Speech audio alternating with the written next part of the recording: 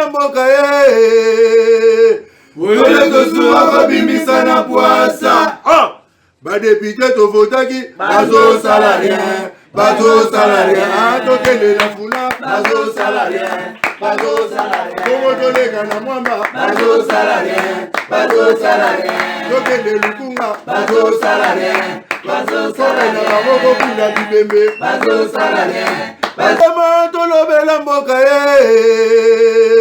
oyole tosuka bimisa na poasa badepite tovotaki bazosala rien tokende na fula bazosala rien bongo toleka na mwamba bazosala rien tokende lukunga bazosala rien tokenda maboko kuna bibembe bazosala rien atozonga na changu bazosala rien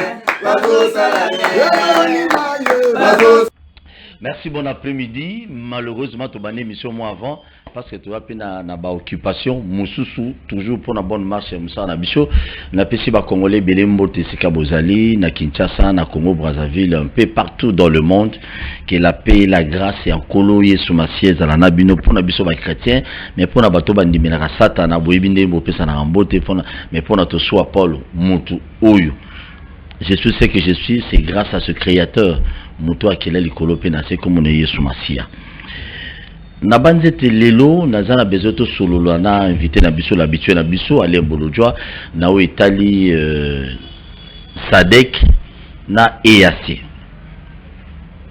Pona nini tata mokonza mboka aye kolongola biso na kati ya Sadek. Parce que na moment ya Joseph Kabila, même na moment ya Mosé Laurent Désiré Kabila, tozalaki na Sadek.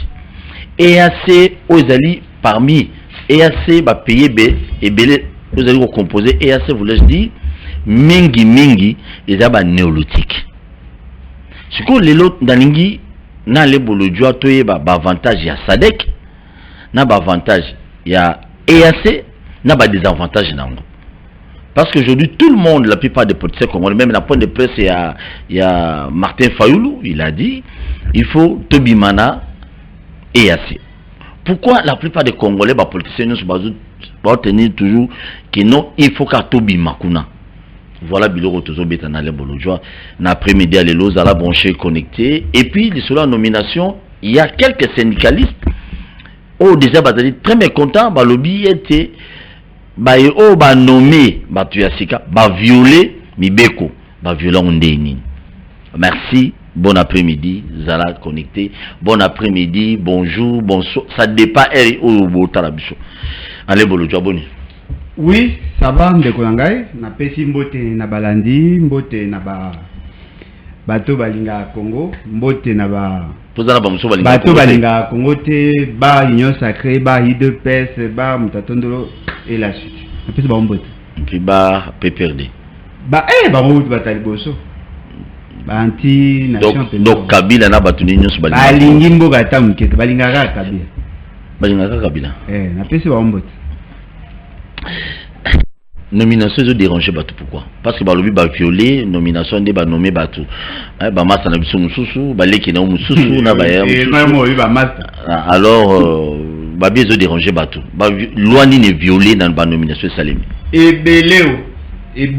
En tout cas, d'abord, merci pour l'opportunité. Tous à prétendre qu'on maîtriser nous sauter. Mais ndambo biso to yebi, to lingi to partager na bateau baro CPA.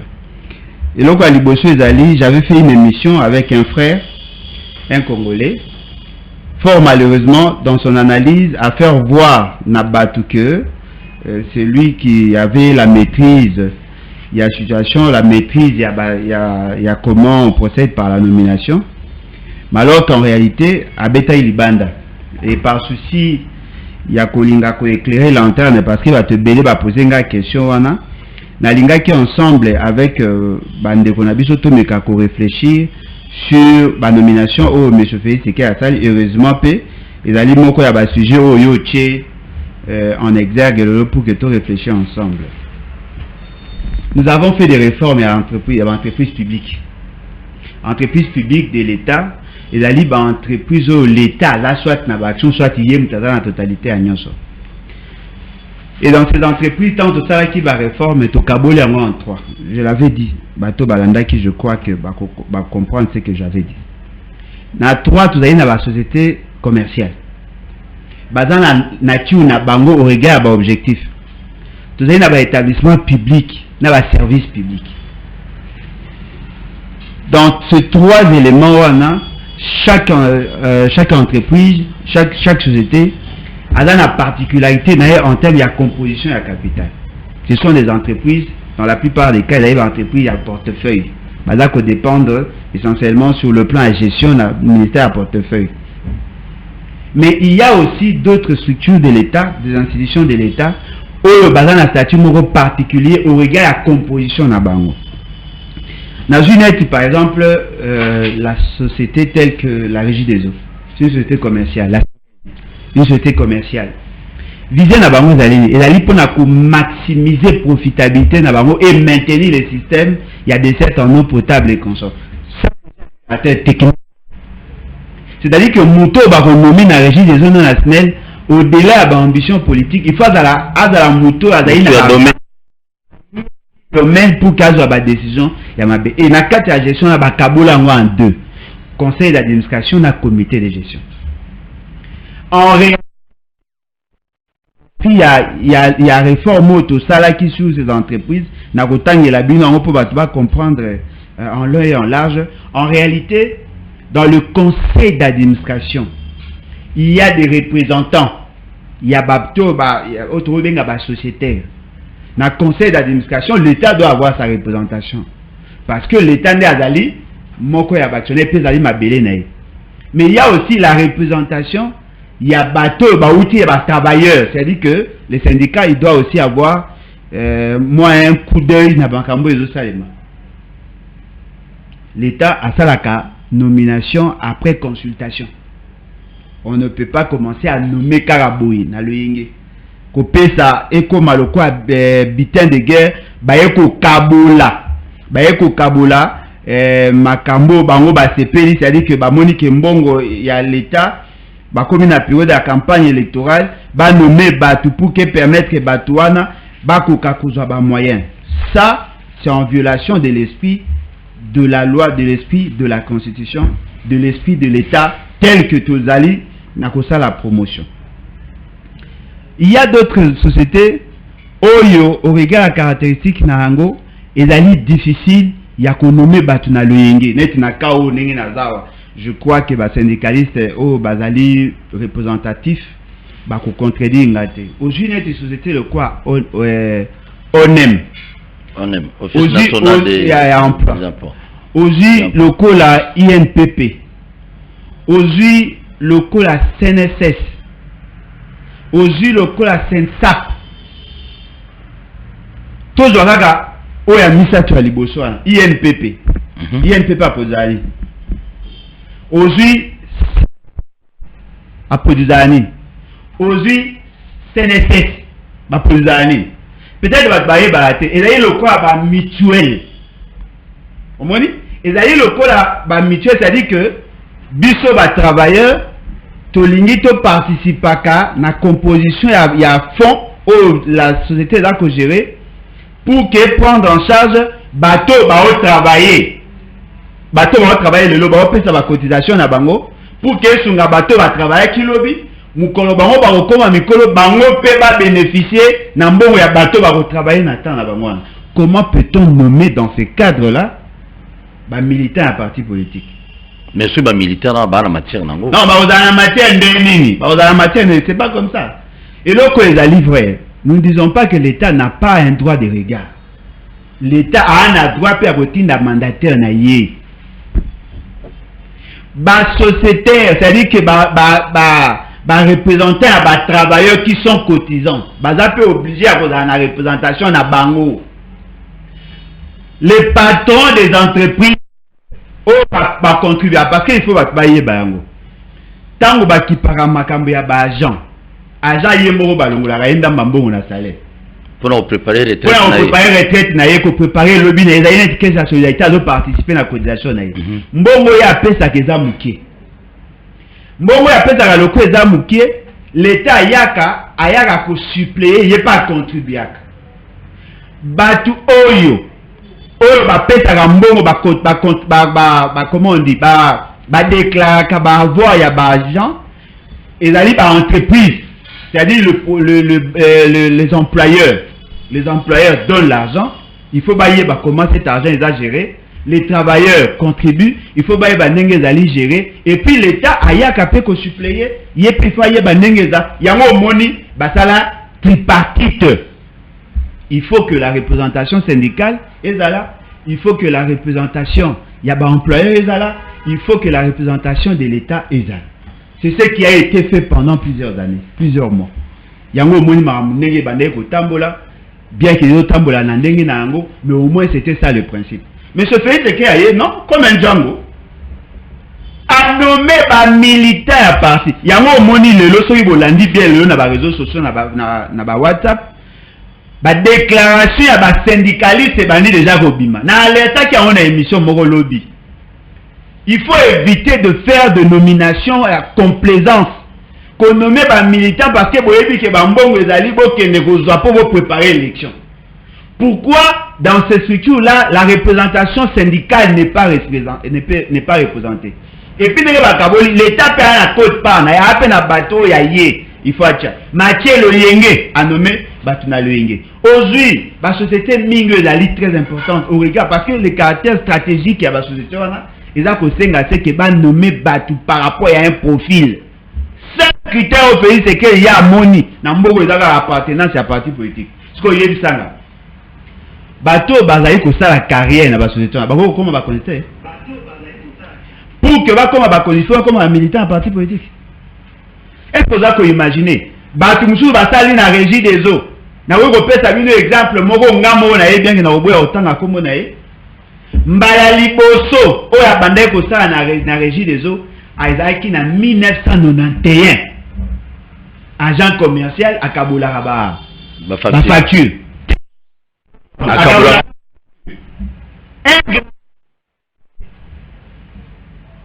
mais mutumo ayebi ata régie des eaux asala ata na régie des eaux ka pa le kanate ba tchaka makele pap bozu eboche.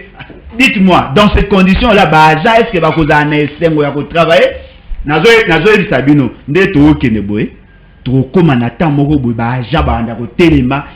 manifester, ces entreprises-là ne seront pas bien gérées. Pourquoi? Parce que M. Fezeke a violé la loi, a violé le principe au moment où l'organisation mandataire public dans les entreprises, d'après les filles à réforme, maintenant à loi et salami, avec un décret. Balobi ne peut être mandataire public parce que d'ailleurs un mandataire actif, non actif. Ne peut être mandataire public kaka muto azali congolais, azali na 25 ans révolu, azali kosa la preuve ya probité morale, azali na capacité technique et intellectuelle nécessaire, et puis à travailler dans le domaine où il y a société ou azali. Toi à travailler dans la société, toi à travailler dans la société, nous sommes les mêmes objectifs que cette société-là. Justement, qui n'a pas ça à redynamiser l'entreprise. Ces entreprises-là, elles ont déjà un canard boité, ils sont tout au début. Tout le bas, tu peux être dans un solo, il y a nani, non, Sokimo, tu peux être dans un solo, il y a Onatra, comment la difficulté na le baga qu'il faut pas dépolitiser ba entreprise batika bato ba yebi ba entreprise va gérer le nde to lo babwe ba mama onyoso ba papa onyoso ba travailler o ba sali cotisation na bango na niveau ya ba INPP na niveau ya ba ya na niveau ya SENSAP na niveau ya ONEM. C'est que la baba kaima ba votu ba kende ko lia mbongo na bino. Seule raison ba tcheli bango za ba préparer campagne électorale ba keko. Moi la société na beta ba société boyo kawana. Baza ko gérer ba 500 millions de dollars. 150 millions de dollars, 2 millions de dollars. Bino bo mona on muke parce que yo lo ba longo la voya msuka moi 2%. Mais quand vous imaginez nombre de travailleurs, il y a des sociétés comment na katia salaire ne bakata kawana bakokende na DGI balongoli quelque chose bakende na ONEM balongoli quelque chose bakende na INPP balongoli quelque chose bakende na CNSS balongoli quelque chose pour na agent oyo ya l'état oyo ba créer SNSAP balongoli quelque chose balongoli bino ba 2% bon combien ndeko nanga je vous dis il y a de millions et de millions de dollars au bato na baza ko gérer le personnel peut-être ba ko za ba conditions acceptables mais les cotisants bazé belé oh baza ba retraité ba pesa la ba même sur $10 après chaque 3 mois $10 au lieu que bon faire ça makambo ça makambo keke na ninga malabu non au lieu que ba luka ba ça la que ba condition à ba anciens travailleurs et s'améliorer non ba ko perdre ça sous davantage pays c'est que a logoti batu nyonso bazala ya chekula o kuna ya poto sevaka e masanga o kuna ya bataka yesu mais batu nyonso ba nomi ba batu nazo yete azu bata poto muso kaka pizza quelque part azu batie bango ba siko nazo mi poser siko question ba papa oyo a travailler vie na mobimba azu eloko malonga te lelo mbongo na bango ba bombela bango ba ko sa na lwenge bandako ya ba société wana lelo ezali géré par ils allaient occupés par les politiciens. C'est-à-dire que le depuis Kabila, il faut préciser. Depuis Kabila, pour le Zaga, c'est toi, avec les Kabila pas Zalaka. Bon, ce Kabila bien, Laurent Désiré Kabila pas Zalaka. Ce qui Laurent Désiré Kabila, Mobutu pas Zalaka. Ce Mobutu a bien, Kassabou pas Zalaka. Ce Kassabou a dit non, le roi des Belges pas Zalaka. Le chef coutumier, qui sera responsable? Il y a Marambo et Tamba. Oh, il y a des choses pour lesquelles nous devons nous battre tous. Biso na parti na biso les battre to le biboy. So qui to lingi to kipe marambo ya ba entreprise. To tika komema ba politicien. Ndeko nanga kende kotala ne to lo baboy. So ko ke na débat télévisé, seul muto akoyi ko leka na yo na débat le zaka fo muto. Oui pour aller. Pour une nomination. Fumutoto. Quand il y a une états-unis, bon, c'est que naïvi pour nous nommer. Mais, batunyo sozo monana, bago tout, bago mi nommer. Oh non, le gars va les garantir, la bête à ma soeur. Manda mubakete, manda mubakete. Ah bah ça déjà nommé. Nani musuzo yeli gazé azé. À part Fumutoto. Maître nani Joël je crois. Joël nani. Joël Kitenge ba nommé té. Bazamo ebele. Bon Joël Kitenge yo contacter na bato ba nommé. Ba nommé té pas. Eh ya na mtakabuni. So azama bon terme na kabuya ta ba nommé.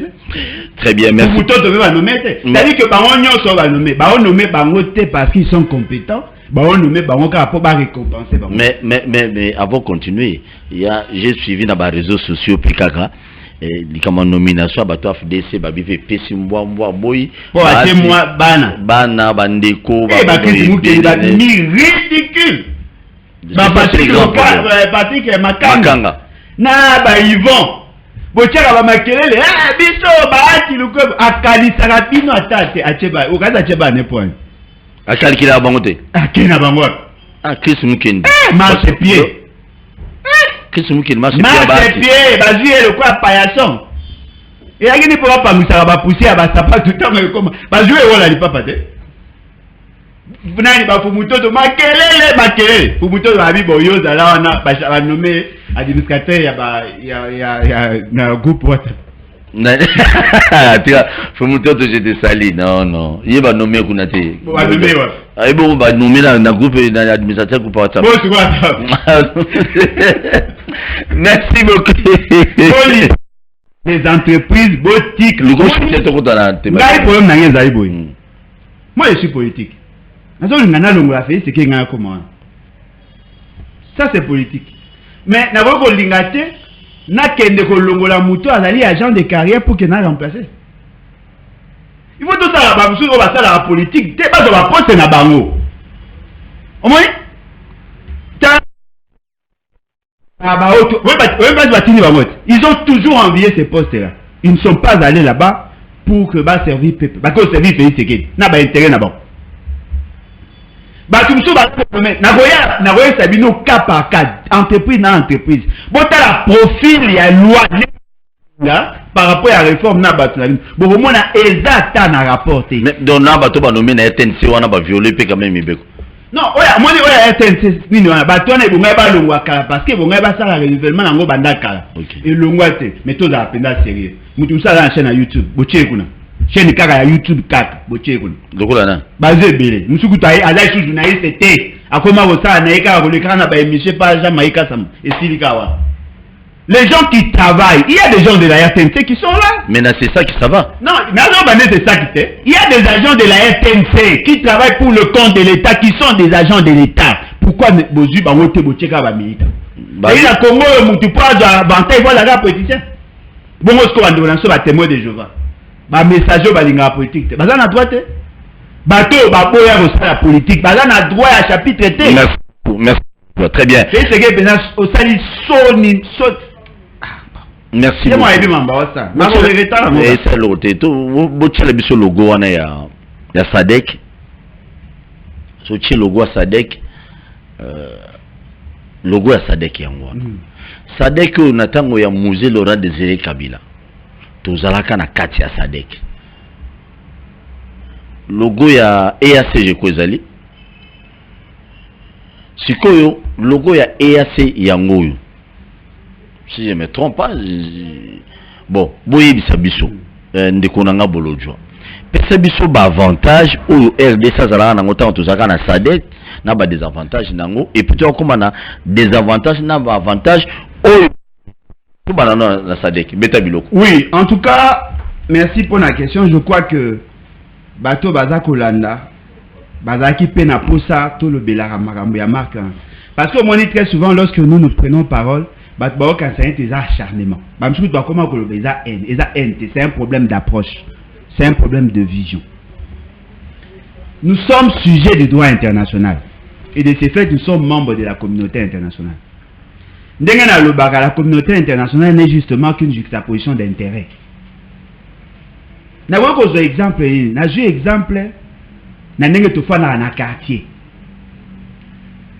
Yo ozali mutu par exemple ozali na commune Yanjili na quartier 1 lokolo moni na vie na yo ozana ba domaine ebele ozana posta ozala pena baninga osangisaka makanisi na baninga pour que vie na ezala malamu obi bon OK na sepelaka na bale na koti association ya ba joueur ya bana quartier 1 mais nazali pe joueur na niveau ya commune. Dans la Ligue joueur à niveau national. Ça, ce sont des organisations. Où les alliés, des organisations sous-régionales. Nous sommes membres des Nations Unies. Nous sommes membres de l'Union africaine. Mais dans le cas de l'Afrique, nous sommes membres il y a une communauté sous-régionale. Parce que le Congo, en réalité, d'après ce qu'on nous dit souvent, nous sommes tozali na kati ya Afrique centrale. Mais attention, la position na biso géostratégique, tozali pe membre, il y a plusieurs autres sous-régions parce que to kota na ba partie. So tali na côté à nord. Le Congo en fait partie. Tozali ba tozali nord. OK na pas na ba pays musu ya si. OK na est, toi na pays musu. OK na ouest, toi na pays. C'est-à-dire que au-delà du fait que nous sommes dans l'Afrique centrale, on peut aussi être membre, il y a plusieurs organisations sous-régionales. Ce qui fait que tout quota na SADC. SADC est une organisation sous-régionale, il y a Afrique australe. SADC. Afrique australe. C'est visé à Bani Nini. Tous se défendent mutuellement. Sur le plan militaire. Sur le plan de sécurité. Parce que les alliés n'ont pas conflit interfrontalier que nous devons résoudre ensemble. Et puis dans cette solidarité, ceux qui m'ont dit que un problème, tokoki koya kostia et poigne balobanakin parce que nous sommes membres. Il y a un moment où nous sommes à l'église catholique, bazana ba association na bango et ya ba association na bango so ba benga so ba nini wana bazali okuna saka na chorale okuna roza na chorale ozali pe ya ba mama ozali pe ya ba bilenge ya mwinda ne bazala kuna okoki kozala membre wana. Mais ce qui est important, ces organisations ba kotaka ngo kaka pour défendre d'abord les intérêts il y a yo pays et le reste il y a batumsus. C'est comme ça que vous avez ba membre il y a SADC. SADC qui peut aller na ba visée économique. parce qu'ils ont un cadre d'intégration régionale. C'est-à-dire que toute facilité, échange. Échange, n'a pas changé. Échange, c'est-à-dire que toute facilité commerce. Yo, ça n'est pas le cas. Aucun n'a le cas. Et là, grâce à ça, tout ça, peine à Comesa. Comesa, peut aller une organisation sous-régionale où il y a une facilité d'échange. Mais ce fait, c'est que la quotidien soit peine à CAC. À cause de ça, on a EAC. Fort malheureusement, ou heureusement pour nous, d'abord par rapport à SADC, la SADC n'est pas directement liée à la crise à Est. Pourquoi? Parce que justement, la plupart des pays ne sont pas frontaliers par rapport à Est. Et dans cette organisation, la plupart des pays sont économiquement stables, assez stables. Ce sont des États où Bazali assez structuré, Bazali capable de accompagner parce que Bazali a force militaire. Voyez-vous, sur le plan militaire, ils sont structurés, ils ont de moyens, ils ont la capacité, il y a confédéré, ce qui fait que vers 2012-2013, d'abord bien avant aussi, à l'époque il y a Laurent Désiré Kabila, parce que aux UNET, SADC et Salama déjà il y a bien longtemps. Vers les années, période, il y a Joseph Kabila, tant à moi, la situation de l'Est, et d'aller préoccuper d'après ce qu'il disait, il a préféré prendre des gens qui ne sont pas directement liés à la crise, à se retourner vers la SADC. La SADC a même mis appui militaire et financier. Et Simba Toté. Et Simba, bon, nani, Mamadou Ndala, beaucoup de Mamadou Ndala, bon, Baouma, beaucoup de point. Parce qu'ils étaient accompagnés sur le plan militaire. Soldats à SADC qui petit sous le commandement et le chef MG, chef d'état-major général. Ces gens-là sont venus avec leurs équipements et leurs moyens, bien que ça nyongo. Bakei Babundi, Tolongi. Mais pays en qui non pas Zambie.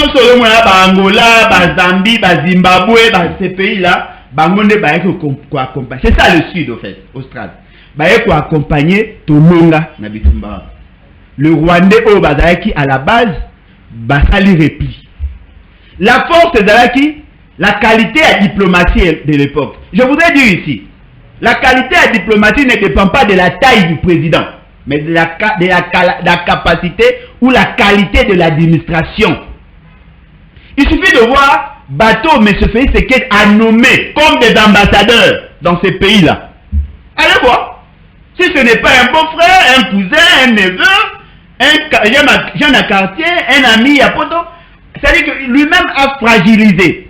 Or, même si vous êtes membre d'une organisation régionale ou sous-régionale, ce qui importe, c'est que vous menez comme diplomatie dans le cadre de la bilatéralité. Vous avez tous les membres, mais au betara kati o ba kongo ba moi qui ne soit mina quoi, c'est-à-dire au côté kati au soina o ya moni ezana yo amutu nanga, il faut soutenir nga tout ça dès to ok ne kuna na cadre ya SADC il faut changa poa ok na ndimi na bozo nini ok boyoka ok tant bo comme ensemble le quoi de yo betaki kati na batu nyozo ba ambassadeur na yo utiliser ambassadeur ne ba sala musala makashi wana. Très bien. Les ambassadeurs na zone Sabino. L'approche économique, c'est l'approche économique qui a amené les ambassades. Les ambassadeurs, bateau, émissaires, bateau, pour défendre vos intérêts dans ces pays-là. Ils sont là pour ça. Bazali, espion, bazali, partout. Ils ont toutes les informations. Ah, monsieur le président, au moins, Nicolas, bango, a difficulté. Bazali, conseil na dossier moroboé. Solution, ce que vous trouvez, bango, solution, bango, vous pouvez ok. Président de la République. Monsieur le président, notre pays a trouvé solution à problème. Ah, ok, donc des ambassadeurs managers. Bien évidemment, le mot a été bien trouvé. Tant que Bakoti, Betika, tu as solina président, ok, non, moi, les gens, bonne situation, vous avez une solution. Ah, bon, ok. Et qu'est-ce que non, tu veux qu'il n'a pas à telle place. Et le mot, toi, on a opposé ça. Ah, ok, bah, signer protocole d'accord. Et évoluer, Keiti, Boyoki, gouvernement a conclu. Ce qui veut dire que la diplomatie, c'est ce qui s'est fait dans le couloir. Ce n'est pas dans des organisations. Alors, Mais je fais ce qu'il dit à côté de Sibiso na EAC. EAC, il a lié pratiquement les mêmes objectifs que Comesa. Les mêmes objectifs, sont par rapport à l'objectif, il a lié presque les mêmes objectifs. Mais la particularité à Comesa, il a lié plus élargi que na EAC en termes de nombre, il y a bateau bazali qui participer. Tout est pays. Il y a pays bazali ba état bazali état membre. Yoka na EAC. Na EAC, Soudan du Sud, Kenya, Éthiopie, Tanzanie, Rwanda, Ouganda. Ça veut dire que la zone a conflit na Congo. Ce sont des pays qui sont porteurs de la vision Imatuti. EAC. Oh! Donc composition EAC. Composition la composition il y a Imatuti. C'est-à-dire que or que SADC, ils ont 5 sabato va payer belé ba état et belé. Oh, baza conseiller mamba ST. Directement mamba ST. Directement mamba ST. OK. Mais EAC elle a constitué essentiellement la bateau ba na biso conflit na mamba parce que va ba été. Bon na Rwanda. Mais na sima ya Rwanda il y a ça EAC. Et là on dit bah sur le plan opérationnel bah poni 2 pays et daga 3. Rwanda, Ouganda, Burundi. Bah daga 3. Ce qui a joué en notre faveur, na niveau ya Burundi. Le Hutu qui était majoritaire ont renversé la tendance Tutsi. Le Hutu ont récupéré le pouvoir parce qu'ils sont majoritaires. Parce qu'il est fort démocratique. Mais Hutu ezaka na Rwanda na Uganda te. Non, il a fait des pays ba Kenya. Et puis bah Hutu Bantu. Le Tutsi sont des nilotiques. Voyez-vous? Tant que Burundi a longwe, na influence na ba yoro monaki, tant que monsieur fait c'est qu'il a décrété état de avant de décréter état de siège a convoqué un mini sommet à Goma. Le président burundais avait refusé de siéger avec le Rwanda. Ba katara frontière ba to fungula ngoka kala milita. Bazali ba membre ya EAC. Alors, sur le plan opérationnel na lobby ezaki na 3 pays. Mais sur le plan, il y a financement. Il y a des opérations. Parmi les pays où on ciblé, Éthiopie, Kenya. Déjà, on finance EAC Mingi. Il y a moins de là où financer Vision Imatuti. Et ce qu'on pays même en termes, il y a EAC, au moins, ce sont les mêmes pays qui sont plus influents sur le plan financier. Attention. Kenya a d'aller le coup à perte tournante na bango. Yende mutala ko sala. À ce que Makambu base à financement par rapport à l'opération na bango occulte ba bengi nani Vision Imatuti ou Tutsi Powers. Ils ont créé des banques. Vous avez la stratégie? Bah créer 2 banques. Banque à Liboso, commercial non Kenya Commercial Bank. KCB. C'est une banque. Oyo ezali occuper le financement des opérations Imatuti. Officiellement, c'est une banque na cadre y a intégration régionale. Ce qui est voté à ma pays, on participer en termes de ma part. Ce sont les pays à Vision Imatuti. C'est-à-dire que Bazoaka Mbongo, dans les opérations, moi, pendant que ça a transactions financières, pour créer richesse pour permettre la vision Imatuti s'exécuter. C'est-à-dire que le Rwanda ne se bat pas contre nous avec l'argent du Rwanda, mais le Rwanda se bat avec le moyen. Il y a EAC. Membre ya Toki Kokota, na association de malfaiteurs, Tokoti membre. Et que ça n'a pas d'ailleurs, ndeko moko ya bango ya union sacrée, à l'obi non, c'est qu'elle a kota qui na kati pour qu'elle déjouer bango à partir de l'intérieur. Oh, cerveau ni yo zanango, o gagné. Museveni, Kagame, Bakinyo, Soana au service bango. Mais ce fait c'est qu'il comptait sur le président à Tanzanie et à Kenya pardon. O azaka parrain na yé politique. À Longwa. Oh tiens. Oh tozala à Longwa. Si qu'on le voit à Longwa, on a yé si quoi aza muto ala na tendance contre Félix Tshisekedi. Yango mona comme quoi yengele.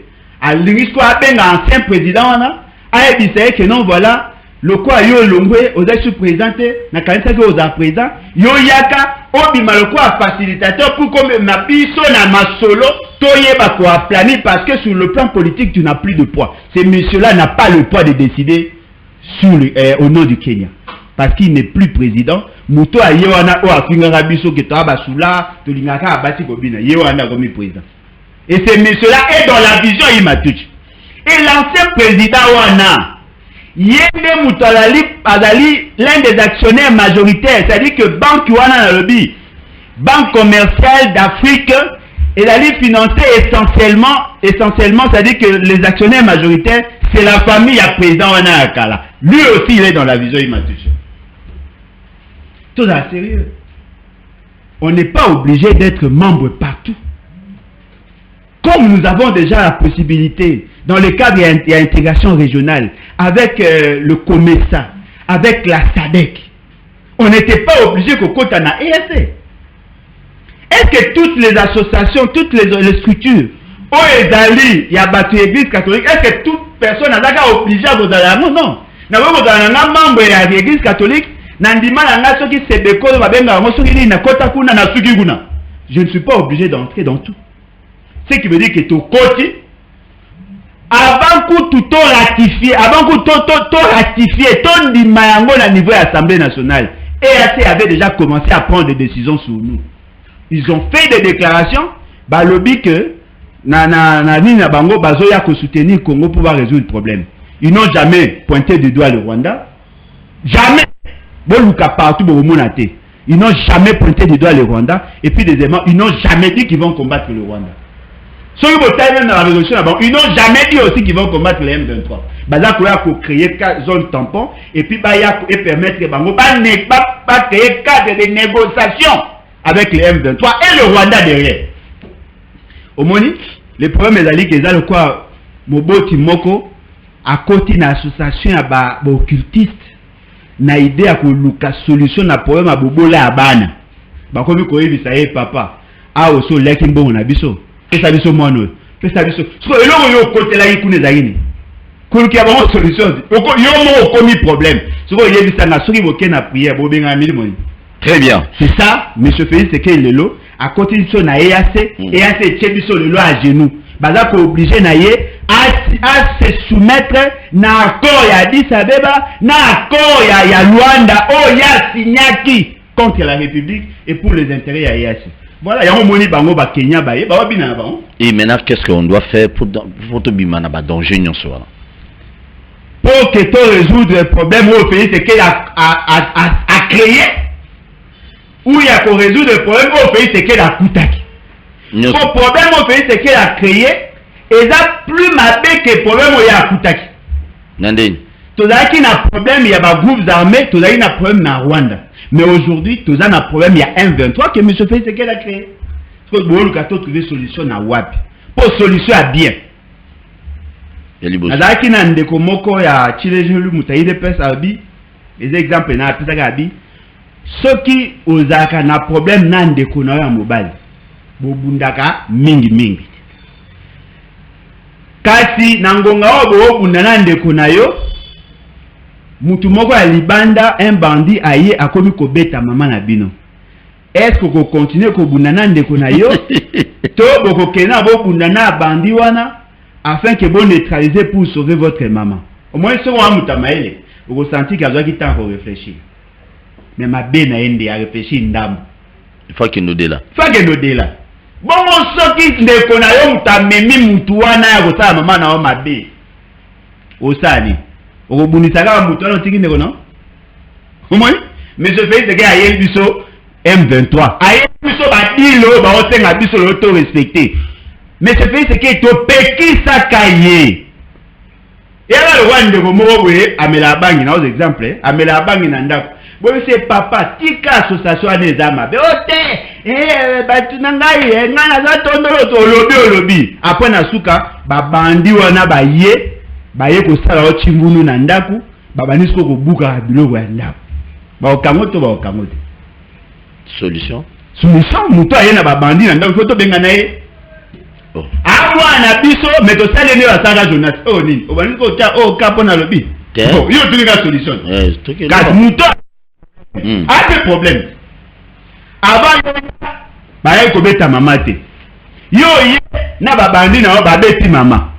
Ata soki yo za prêt. Ya ko bunisa bato ba ko beta mama. Mais ko suka boete. Il faut le comprendre la bande des accusés. Tout démontrer que yo ata soki nazo bunda na bato ba ko sa mama mabe. Ata soki yo ye ko kotela mama po police. Mais pourquoi yo muto yaki na bango to ko tiko boete? Très bien. Au sali que maman Yabiso dans le danger, maman Yabiso c'est la nation congolaise, c'est l'État congolais. Donc on a vu ça, bon, babé n'a jamais eu chilombo. Mais ce pays c'est qu'il dit, aïe na le yenge, a même eu ce bateau à mabé. Boya le bi. Boya, bosunganga, namona okokate na mbi boya. Monsieur, au sali qu'il soit à mabé, il faut s'agir. On a deux possibilités solution à moi. On a deux possibilités. Il y a Liboso abi. Bandeko nanga na sali mabe ne Jonas asalaka na sali mabe libabe bomo na ne maso yenge dindawa pasinga asaki mabe bolimisa ngai bongake na Ninive na boye goto sanzambe obi donc to dinda po ezayo to bwaki ku na ba marchandise na biso oye basala nde ba ju Jonas ba boka niye na mai. Ça c'est la première position. Deuxième possibilité biso moto zo en charge to pousser. Ça devient compliqué. C'est à lui maintenant de choisir. Merci. Nous sommes arrivés à la fin, mais avant notre clore émission, nous avons interpellé conscience à Bakinois et Bakinoises. Qui, surtout au monde, foule tondi belé de la Kinshasa, on peut tout dire pour Nangobila. Je m'en souviens pas. Mais il y a une dame, Azali ministre provincial, ministre, qui, Azali provincial, il y a Italie environnement. Qu'est-ce qui se passe là-bas? Cette dame Baché Kuna a qui nommé Ndekunaï, sa sœur à elle. Il semblerait dans Ndekunaï comme DG. Il y a unité spéciale de la protection de l'environnement de Kinshasa. Aché Ndekunaï. Il encore na 4 districts autres en na Kinshasa. Ba directeur au tellement environnement Bazali. Unité wala to benwana unité spéciale pour la protection environnement, ce sont eux la police, il y a environnement la barabara de part et d'autre. Mais malheureusement il y a ezo salati. Mes frères kinois, il y a des millions de francs congolais ibima pour na musalawana. Le maman qui travaille même, ba kombola même ba futa ba on le sous-souté, ba millions ibima pour ba futa ba mais ba futa mara le sous-souté, ba maman ba kombola na balabala wana. Plus de 2 millions de dollars. Mbongo ibima. Moutouana et environnement ya Kinshasa la dame là na ibi comme on écoute. Donc si aujourd'hui bateau belé ba finga ngobila pour la salité, je vous dis, il est maintenant temps, moi je demanderai à monsieur le gouverneur de la ville de Kinshasa, ya ko binga na mwasi wana na kat pembeni na yo. Même ceux qui azala recommandé, il faut binga na ye. Même ceux qui va pèser dans ma casse, binga na parce que c'est anormal, c'est inconcevable, indimamable. Tu vas dans la foule où il y a l'argent, où il y a a juste structure en train de connaître la moitié. Des fois, à ça, on paie l'autre côté. Mais en fout, on a un bon belé par mois. Partout, la Kinshasa, salité est allée. L'absence totale. Tout le monde qui est de bien, ma moisine, dans qui n'est pas midi pour qu'on a Zandu. Il semblerait, pour regarder sur le Israël, qu'on a un betatou. Deuxième ministre, monsieur le gouverneur de la ville de Kinshasa. Ministre provincial des transports. Trop, c'est trop. Il y a des millions de gens qui tapé Kuna. Baotokolae. Barekite bakuluna nyonso. Donc nyonso les inconscients pour pas qu'on tout kananzela. Des millions de quotas. Des millions de quotas. Ndamitu na mutuna. Est-ce que traçabilité ba millions nyonso ba fraona. Oye uta na mambo ba fute ba futsaka. Ba chauffeur na biso pour mitu. Est-ce que quota na ville à Kinshasa? Qui n'ont douté, mais c'est le gouverneur. Mandat na yo Orojijango yonde ko présenter mandat na on a 2023 yo moko monsieur le gouverneur. Pas avec les ministres incompétents. Ça les logoté pemé na yo. On n'accepterait pas que non que les dirigeants va finir par les moments qui va collaborer nous va ko aider été. Bolimi sanano. Il y a le gouverneur, ministre provincial intérieur, Benga ce monsieur Benga n'a habité gouverneur à Ville à Kinshasa. Aujourd'hui, que le ministre provincial intérieur Mawayanini, yoka aventure. Ba bengi c'est pas défité moi qui n'a pas dit. Oui, mbala liboso on a kila poto. Des le bilan na kita na famille na Congo central. Ya mutamu Équateur à Congo central en famille. Est-ce que vous trouvez ça normal? Ok non, bis patino tous en sécurité et ministre provincial intérieur azo do hasala oya lingi pas aïe. Divagation. Mais c'est les gouverneurs. Longora motema munene uzana ngwana. Uzana ba collaborateur nous basé belé ba mambulu banani ba o ba cause un peu compétent. Au côté ministre provincial intérieur, mutumo alemba, non même si on te recommande quelqu'un, talana opela nous autres on a yena. Est-ce que vous sont kutana kuluna ba robunda? Nous autres pas mutumo beaucoup mulaka. Mais c'est normal. Bolojo merci. Mamba merci zate oloyi wonga lo batende. Au moins monsieur Sin. Nyonso ane zaka po ngobia yemonde azawo yeba te conséquences yelo ko yela ye. Azo efueta au moins te kulu neye makasi bazo bela nga batansele baolela. Kulu neye makasi ministre azalaka te aosa musala te epe lo oza supposant bato baza na kati ya union sacrée. Basali question orale avec débat ministre abou koya. Mais bon, ce qui m'a baza convoqué par l'Assemblée et qui a beau répondre, il a lu outrage à l'Assemblée. C'est-à-dire qu'il n'y a pas un normal, alors il y a un autant. Très bien. Merci. Merci ça na loi ils ont encore le mot de la fin nanga. Ça n'a pas sa référence. Na batpo na moye batu so ba otinda ba message pour bailler ba bien. Loi na précise d'abord les dispositions. Article 10 na article 11. Il y a constitution. Te ya loi wa na opesa ba numéro à loi. Il y a loi nini. Na opesa na zo ya te. Les mandats au sein de l'entreprise du portefeuille de l'État s'exercent conformément à la législation sur les sociétés commerciales et au statut de chaque société. Il s'exerce à travers notamment les fonctions ci-après. Le président du conseil d'administration, le directeur général adjoint, l'administrateur délégué, l'administrateur directeur, l'administrateur, gérant, représentant aux assemblées générales, commissaire au compte. Article 11. Nul ne peut être mandataire public s'il ne remplit les conditions suivantes.